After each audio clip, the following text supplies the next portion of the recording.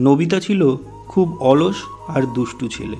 সে পড়াশোনা করতে চাইতো না, খেলাধুলাও প্রায়ই হেরে যেত।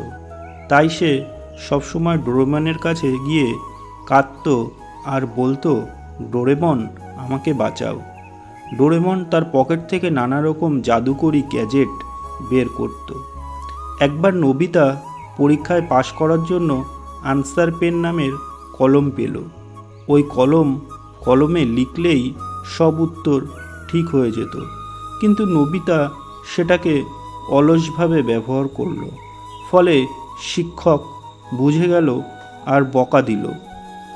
শ্রীজুকা সবসময় নোবিতাকে বোঝাতো, শর্টকাট নয়, পরিশ্রম করলে তবেই আসল সাফল্য আসবে।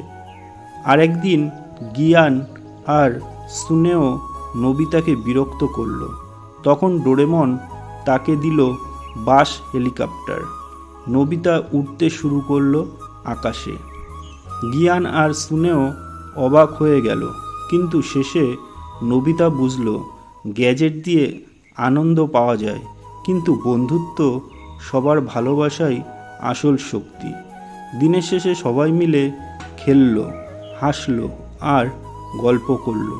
ডোরেমনও হেসে বলল, গ্যাজেট সাময়িক সাহায্য করে, কিন্তু আসল জাদু হলো সাহস আর বন্ধুত্ব।